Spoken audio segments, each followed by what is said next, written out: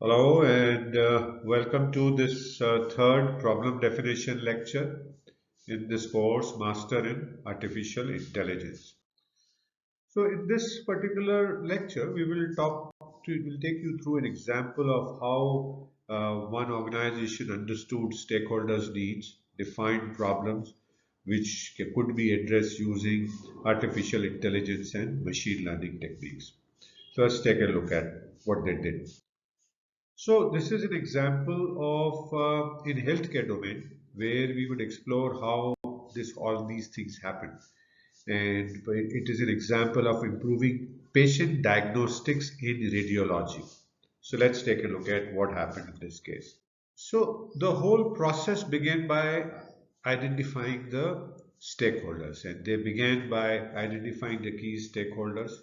And the key stakeholders that were identified were the radiologists in the organization, then hospital administrators, the IT department who was facilitating the projects, and the patients themselves. So these were the stakeholders that were identified. And after having identified the key stakeholders, they scheduled meeting with the radiologists and understood their daily workflow, challenges in diagnosing medical images in areas where AI could assist. They also met with the hospital administrator and discussed patient care priorities, resource constraints, and potential benefits of the AI solutions. They collaborated with the IT department and assessed the existing infrastructure, data availability, and integration requirements, and also finally gathered feedback from patients regarding their experience with the radiology services and their expectations for the improved diagnostics.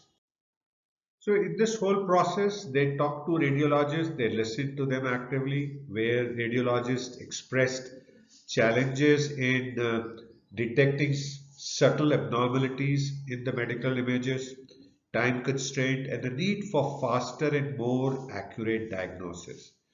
The hospital administrators emphasized the importance of reducing diagnostic errors, improving patient outcomes, and optimizing resource utilization. And the patients themselves expressed, when they were listened actively, the concerns about waiting times for diagnostic results, accuracy of diagnosis, and access to specialized care. During this process, as we had been suggested while talking the last two lectures, they were asked probing questions. So, what kind of questions were they asked? That brought about the lot of information that can help them formulate the plans. So, first open question that they probed was what specific abnormalities or types of abnormalities were challenging to detect. So that was the first question and you see here it is an open-ended question. And you can't answer as yes and no, you have to think and answer. Second question, illustrative is how much time do radiologists spend on average interpreting medical images? So again, there's no specific answer as an option given and you have to think and reply. The third illustrative question is what are the consequences of delayed or accurate diagnosis for patient care? And that brought about a series of answers that was useful in doing the project. And finally, they asked an open-ended question of what are the regulatory or compliance requirements that need to be considered. So like this, they asked many probing questions exemplified by these four here. Then they conducted stakeholder interviews. They understood in that process their diagnostic processes, decision making criteria, and areas where AI could be beneficial. They interviewed hospital administrators and gained insights into patient care priorities, financial considerations, and the performance matrices related to radiology services. Also, they gathered feedback from patients through surveys and focus groups to understand their preferences and concerns regarding diagnostic imaging. So that's how they conducted stakeholder interviews. After they had done all this, they gathered anonymized medical imaging data that included X-rays, MRIs, CT scans, along with corresponding diagnostic reports and patient outcomes. So this was how all the data was collected in this project.